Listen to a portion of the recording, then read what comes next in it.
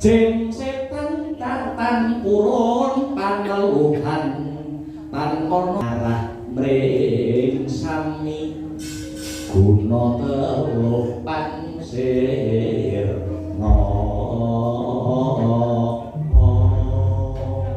yen tak rasa sedina kaya setahun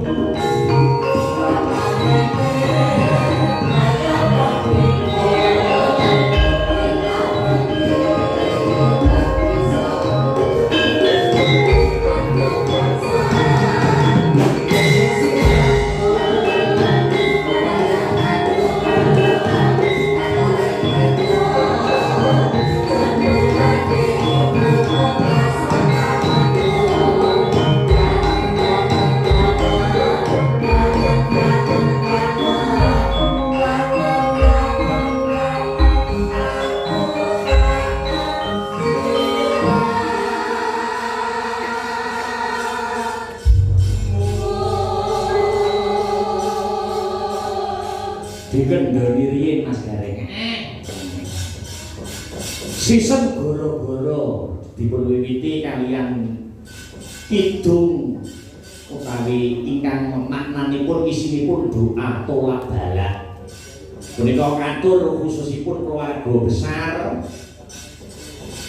lho nggih ingkang kagungan nadar lho nggih menika Bapak Paulus. Bapak Paulus Gatot Praharjo ingkang pidhalam saking Bogor. Ngene ya di Petruk nggih. Doa tolak bala mugi-mugi sasampunipun ngadani adicara nggih menika ngluwari nadar ingkang sampun kasembadan ibaratipun malih sampun boten nagih janji. Sampun luwari ingkang dados janjinipun prasetyanipun ubayanipun anggenipun gadah utawi kagungan nadar menawi kagungan putra kakung puniki nanggap wayang. Ngeneki wayangan nggih sampun kasembadan. Ana pitu rumeksa wengi. Heeh. Kuwi biyen ana ing jaman mali biyen didadekake donga. Donga tolak balak kanggone wong Jawa biyen mesti ora asing karo tembang dandang kula kuwi mau. Oh ngono. Lah iya. Tapi kae di jaman sekarang kok disalahgunakan piye Mas Gareng? Akeh-akeh kuwi mau dandang kula ana kidung rumeksa ing wengi teguh ayu utawi loro nganti tekan guna telu paksirna kuwi mau. Akeh sing menyalahgunakan jarine nggo nyeluk setan. Ngono piye? Lah kuwi kesalahan manusia di era zaman sekarang. Di zaman modern sekarang gitu. Ora ngerti artine tembane apa, watone dirungokne ning gulu iso mengkirik jarine nggo ngundang setan. Ngono piye? Padahal ini kesalahan yang besar, kesalahan yang besar. Akeh kesalahan-kesalahan zaman sekarang ini sing dinormalisasikan oleh orang-orang zaman modern. Ya.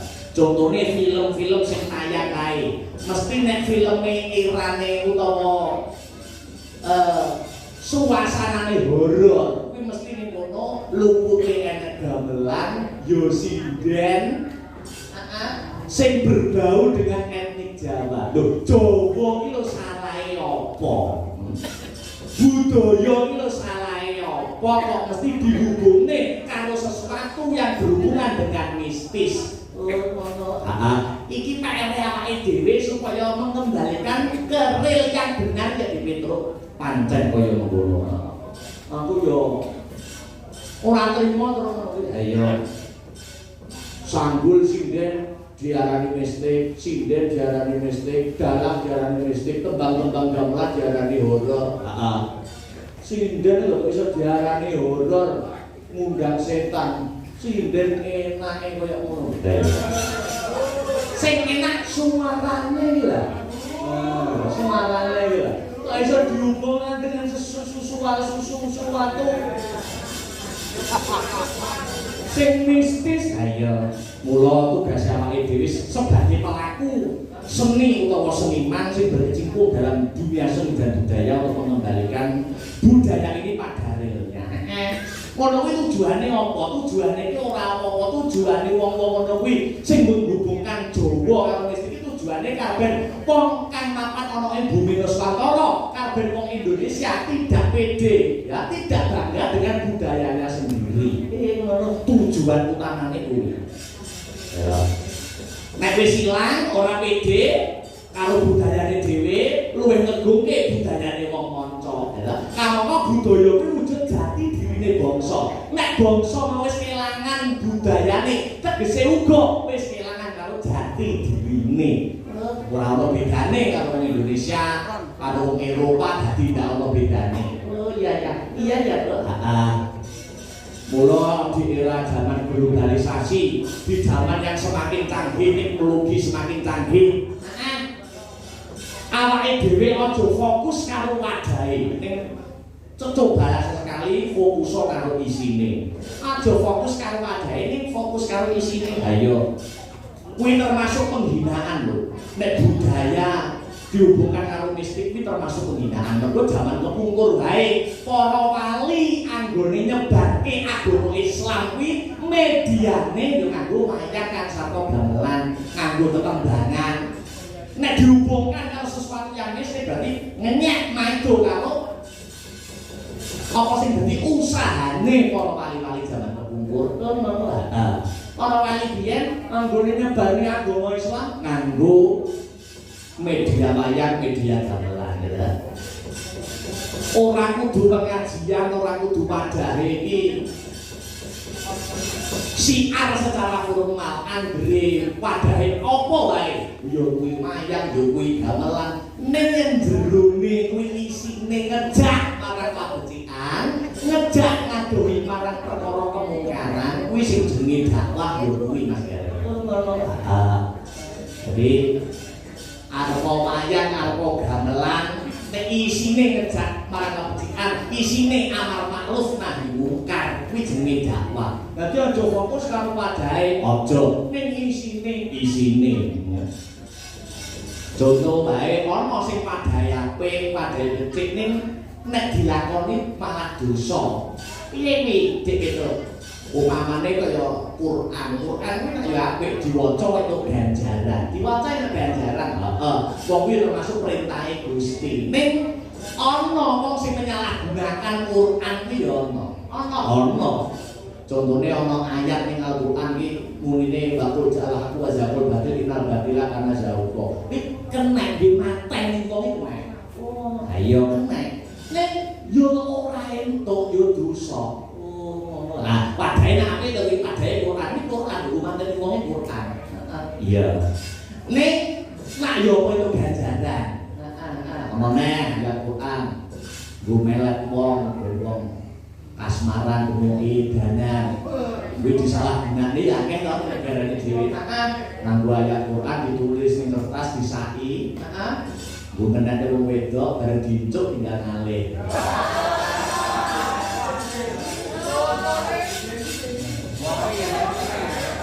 Wadahe Quran ku ya apik. Dadi aja fokus karo wadahe ning isine. Iya, mula ning pondok-pondok pesantren kae sakjane mengajarkan tentang ilmu agama yo sak bisa-bisa pondok-pondok modern kae mesti wis diajarkan carane kerja sakwise lulus tekan pondok iki piye ben lulus tekan pondok ora nggur dadi dodolan ayat dodolan raja dodolan wifi dan lain sebagainya. Ayo maka ya urusan pondok-pondok iki waduh bahaya. Ayo mula awake dhewe tidak binafsi memulai dari diri sendiri. Wong kabeh kuwi cuma perbedaan bahasa, kaya iki mau ana kidul meksa wengi tembang dandan kula iki kan perbedaan bahasa isine donga jaluk slamet, jaluk teguh rahayu, apa to klerune. Ya, dadi kembali ke benang merah kaya ngono kuwi mau ya, Bro. Wes alhamdulillah wa syukurillah Gusti berkahi iki nganggo ambekan dhisik. Nganggo leren kuwi dhisik. Yo kadang kala diselingi di dalam omah barang yo kita ning jowo wae kadang kala yo ning jero barang iki jane nek ngerti adicara apa mau wis tak kandhake ning ngarep Mas Gareng karo Cik Bagong acarane tidak lain dan tidak bukan nuli menika nadaripun keluarga besar Bapak Paulus Gatot Praharjo ingkang pidhaten wonten ing Bogor keluarga besar keluarga Sagutra. Iki anggone kagungan acara 16 tahun kepungkur. 16 tahun kepungkur. 16 tahun kepungkur. Iya yo wayangan nikahane Bapak Paulus karo Raharjo sekalian istri terus nanggar sok nek kagungan putra mijil jalu utawa jaler ngeneki wayangan. Dengan berjalannya waktu supe itu jenenge menungso iki kedunungan luput dosa apes kang sarta lali.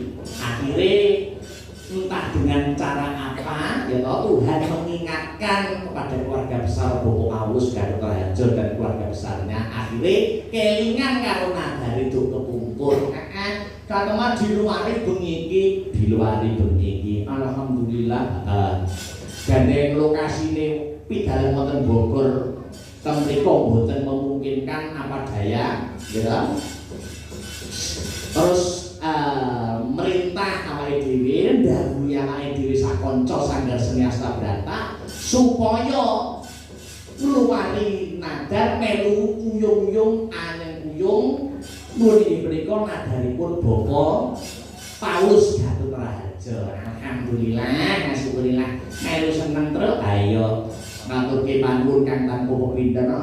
Terima kasih yang sangat banyak untuk keluarga besar. Muga-muga kabeh keluargane pinaringan sehat, amin. Termasuk putrane, sing mijil kakung utawa janer, muga-muga pinaringan sehat sarampungan dicara wayangan. Mong yo napa dawuh sore mau nek putrane kuwi mempunyai sakit ning bareng wingi awake dhewe wis ditelepon dinane dadi tanggale 23 bareng diperiksane karo Pak Dokter jare wis sudo ayo kuwi alhamdulillah ya saiki omong-omongan sinambi tetembangan pelek dah dandi ayo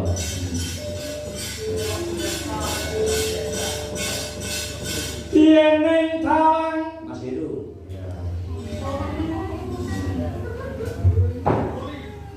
ana lintang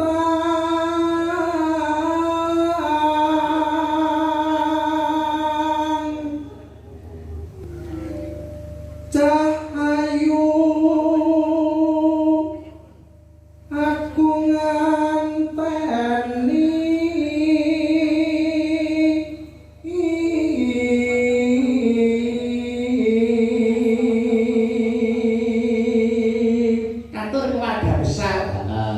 keluarga besaripun Bapak Paulus Gatot Raharjo.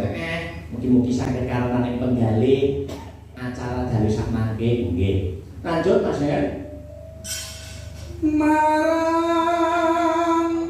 mega engang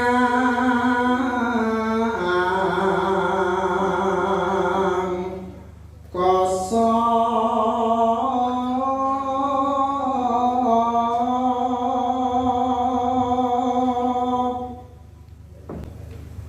sun takon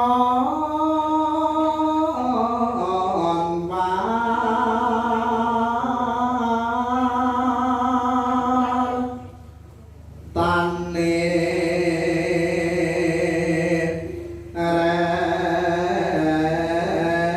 reki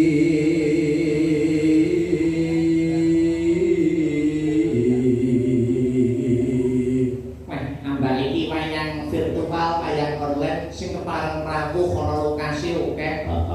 Mula nanti dipasangi proyektor. Jamaah yang lagi saya akeh. Iya. Iya. Lanjut. Janji kuele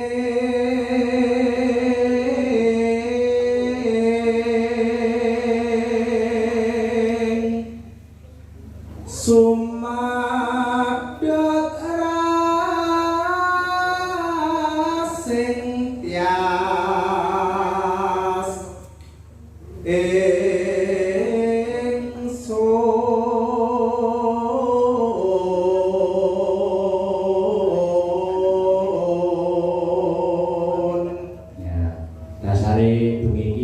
apik digolek-lekan. Ternyata malam Jumat kliwon iki. Iya. Supra kasih. Iya. Lanjut. Nimas ingsun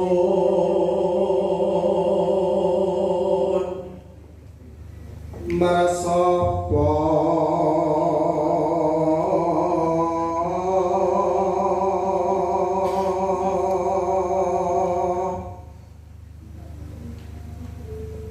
sinar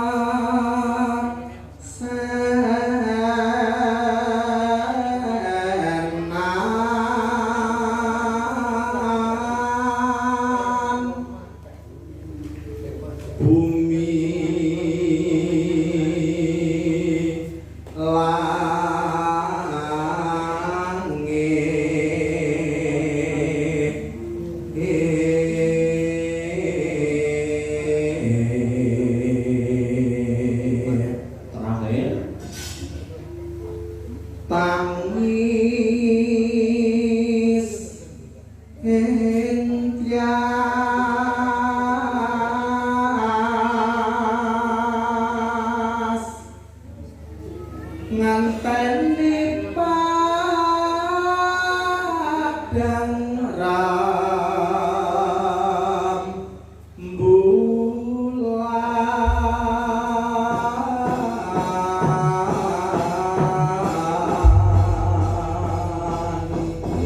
matur nuwun. Iki kake langgame jeneng talan. Mbak Pesek jumeneng Mbak Pesek jumeneng sih. Duduk.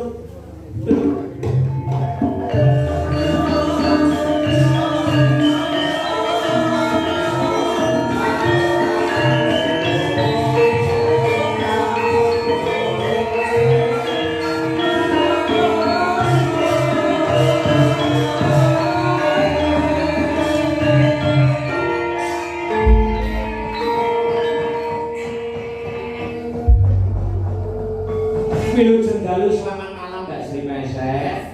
Nggih, wilujeng dalu. Alhamdulillah bisa hadir dan bergabung. Alhamdulillah dengan keadaan sehat walafiat. Kuliahnya lancar tuh Mbak Sri. Alhamdulillah lancar. Target lulus kapan Mbak Sri? Tahun iki, Mas. Alhamdulillah. Kayak lulus kayak rabi. Amin. Kayak bayangan. Oh, siap. Aku wis omong-omongan karo Mas Amar Prabowo. Oh, siap. Sok nek rabi sing mayang aku karo Mas Amar. Heeh, leres. Nggih, ning Nganjuk apa Wonogiri? Nganjuk mawon. Iya. Sok tak golekne lakon sing apik Sri. Heeh. Gandeng bojomu jenenge Bimo. Lakone yo Bimo Rabi. Iku dene ngono nggih dhewe. Bojone Bimo ki Arimbi. Ngono. Ya kaya kuwi. Oh. Arimbi. Persis. Ayu, Bos. Ayu, Bos. Ayu. Oh, ayu kok ya. Mosok ta? Ayu. Coba. Ayu tenan Arimbi. Gak yakin aku. Yo, Pak, yen taman duwe yo.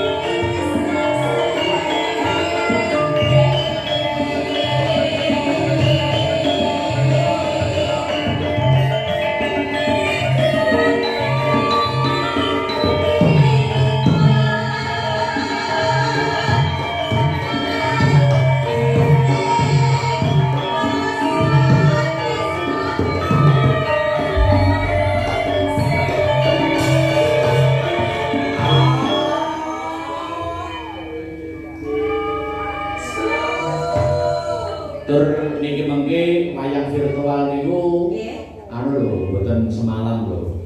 Oh, padatan dadi. Nggih, terus wayang virtual niku upami wong kudu niku tayamum. Dadi nek situasi kepepet kaya ngaten iki Bogor yang memungkinkan tayamum. Wayang virtual. Jadi tidak semalam.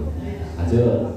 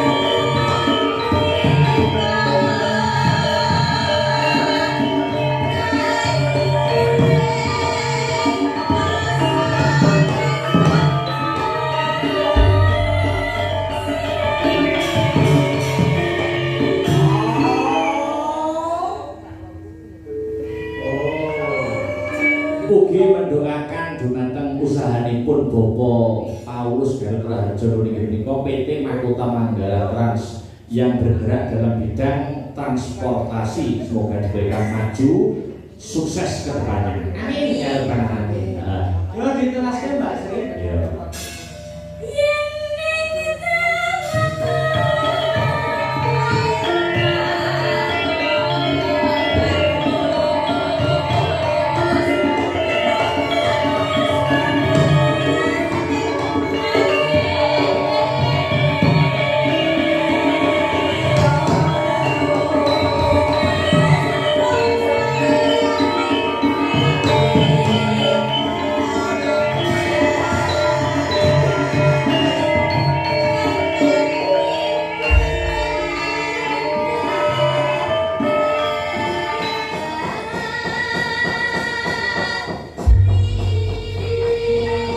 Terima kasih Mbak Sri sampun ngaturaken langgam yen ing talam minangka pambuka wonten ing sisih hiburan goro-goro. Ya. Mugi ngaturke panuwun terima kasih untuk para penggemar seni Sanggar Seni Astabrata.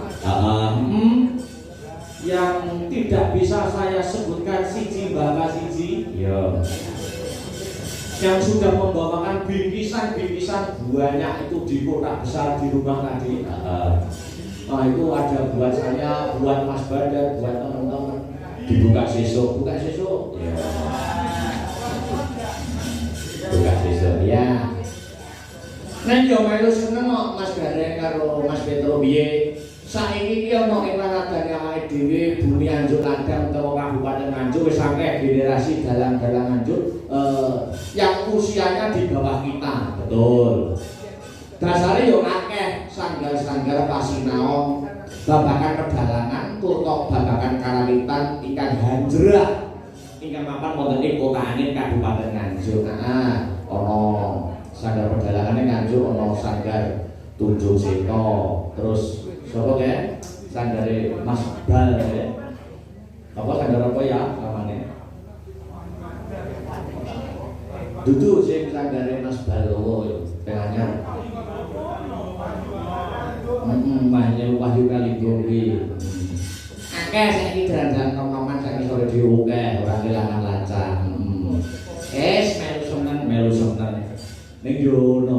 Wonge apa ki rekake belajar dalang. Belajar dalang enek cah Nganjuk belajar dalang, lulus SMP mlebu SMKI kuwi ya dol jenengku ya. Apa ya? Heeh. Mau mlebu SMKI omong karo gurune Mas Armadi ya. Kula niku kenal kali Mas Akbar. Oh iya. Lah jenengku didol ning sekolahane aku dalang dudu kepala dinas pendidikan. Bisa didol dienggo daftar. Ora apa-apa. Terus dienggo karepe iki seduluran srawung ngono. Di anu Mas Beto ayo. Ternyatane dalang sakniki niku akeh Mas Gareng Dipagong. Nanging nggih niku sing ati-ati. Sak gampang-gampange dalang niku kudu ngerti nyun sewu piye carane payu. Lah niki sing boten dipelajari wonten ing sanggar-sanggar dan juga tidak dipelajari dalam pendidikan formal, becek SMKI, isi asga dan lain sebagainya. Ora pelajari wong ning isi asga dan lain sebagainya itu mung laboratorium. Ya, berarti mayang sing bener dasarane piye? Pamane wayang mlaku metu piye? Selain tik tek salah pentas wis belajar kuwi tapi ndak dipelajari piye cara ben terima ning masyarakat piye cara ben payu ndak dipelajari nek ngono ora dipelajari amangka dados dalam menika syaratipun maneka warna kula tembunge Mbah biyen ing lair angudi karya kepinterane diasah sing tenanan ing batin angesti Gusti manembah rekasane Gusti tur dadi wong Jawa aja ninggal karo jalane ya prihatin iku penting sanget ana dalang-dalang biyen sesepuh biyen nganti direwangi kungkung munggah gunung mlebu alas iku golek niati golek ningi pikir niku penting sanget ora kok terus ujung-ujung payu niku mboten. Kathah sanget ingkang dados pengorbananipun niku kathah sanget. Malah ana sing nanti biyen pemuda dalang direwangi topo ngedan. Heeh. Kuwi yo bahaya nek ora anu ya terus nek ora diniati sing bener, ayo sing tenan. Ana sing tak topo mlaku tanpa muni apa-apa. Ana sing topo ngeli wiwit kali nganti tekan bos sak tekane pokok pas tekan padane opo. Ayo. Pokok niku wau bali ke benang merah niku mau ing lair angdi karya, kita ing batin hangesti Gusti, kepinterane diasah babagan perdalangan ning manembahe karo Gusti aja nganti dilerake, aja nganti dikiwake, manut karo agama utawi kapitayanipun piyambak-piyambak. Amin. Ya pancen sing disuwun kabeh ya bakal sukses ya. Ya. Dan kita atur jumeneng, jumeneng. Ya, sepatutnya cok, ben bumnya pecah sepiring swasana. Ya yuk.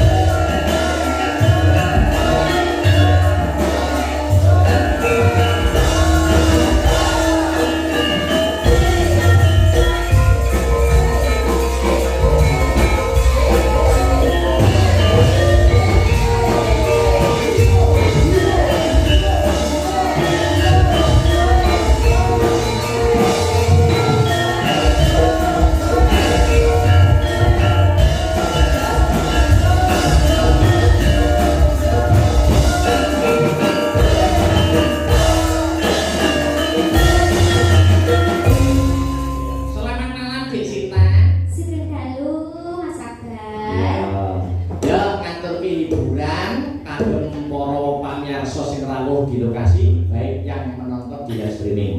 Nggih. Duet karo Mas Heru ya. Mas Heru. Sepotono Mas Heru ya.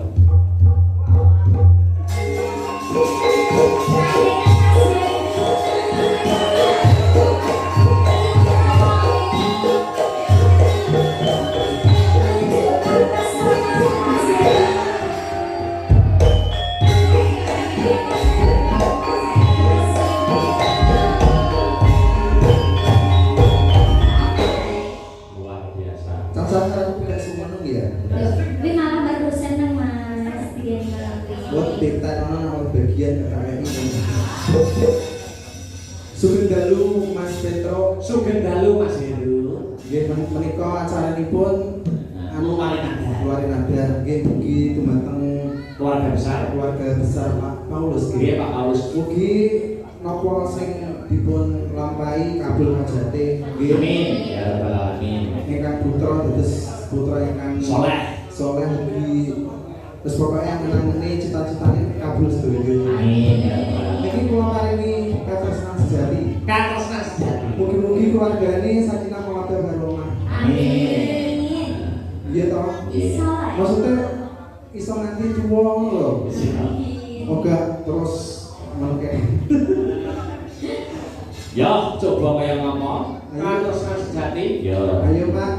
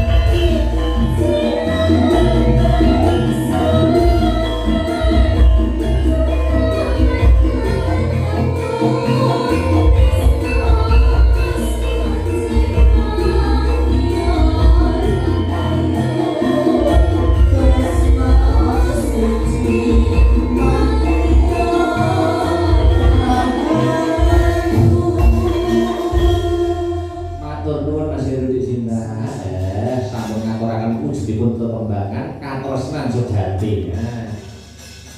Iki lakone ya wis dipaket. Wis sanggeni gereja. Ora bisa geni lahir. Enggak. Wis sanggeni lahir suring. Awang ngelakon yang sanggeni lahir roh guru jejer wis jundek. Kayak jenenge permintaan ya termasuk lakon favorit masyarakat. Ayo. Nek yo penonton Nganjuk yo dhewe-dhewe siji desa Mongocara setiap daerah kuwi selirane dhewe-dhewe kaya wingi ning PD Lestari yo main dit lakon. Heeh. Njaluk lakon Tripoma Kawedar. So tanggal 31 heeh ning Mojoseto Gudang heeh yo njaluk lakon rada abot heeh apa to Banjaran Rama Bardawa iya rame-rame ayo. Ya saiso-isone saged pinalar sakadare lampah awake dhewe minangkani pamundhut apa sing dadi pamundhute para warga masyarakat. Yo Mbak Dwi, heeh. Jumeneng sepati to? Ya.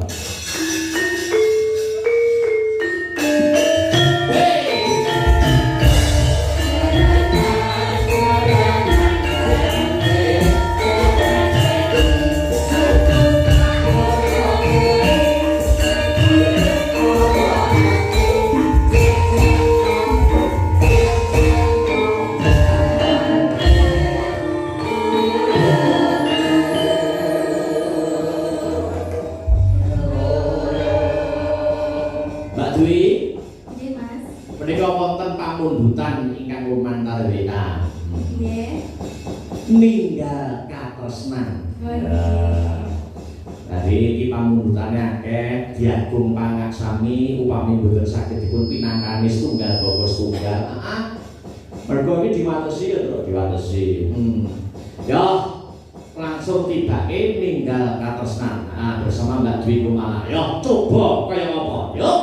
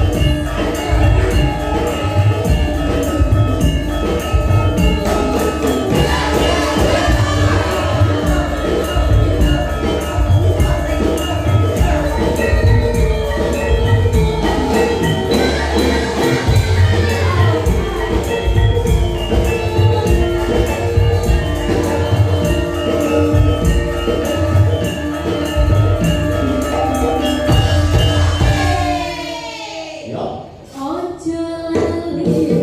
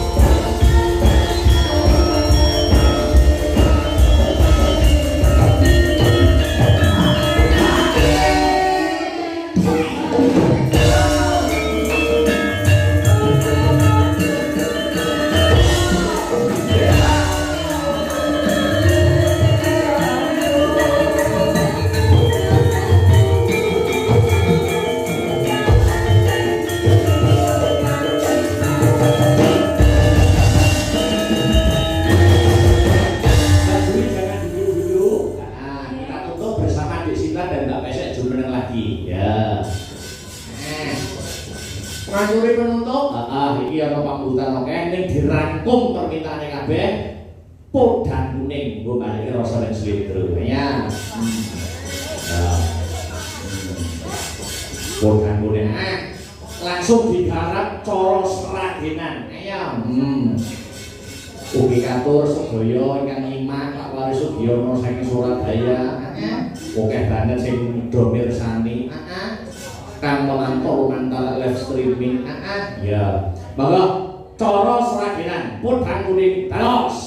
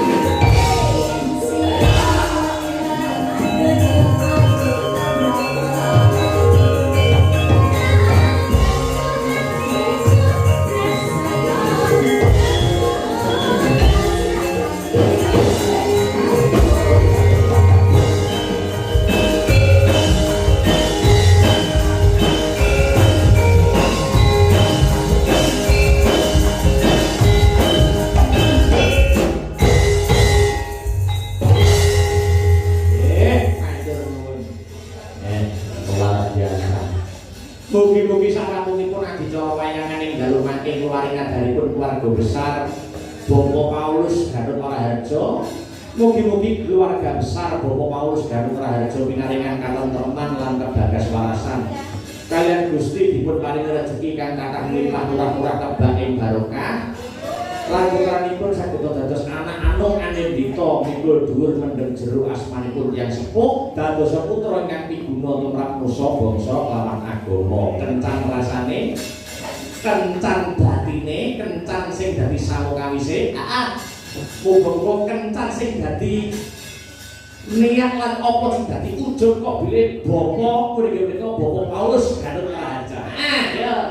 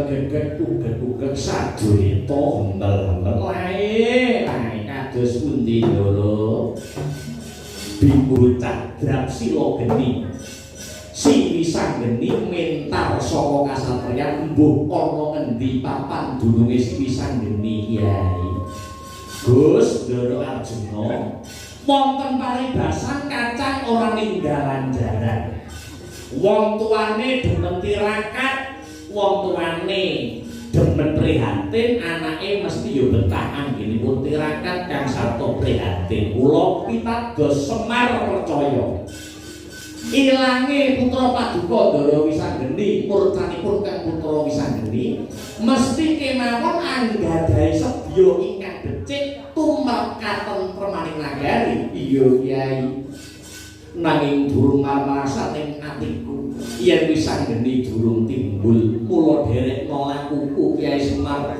munggah gunung mudhun jurang aja pati-pati bali ana ing negara lamun durung pinanggya lawan anakku Wisanggeni menawi mekaten sumangga kula derekaken Gus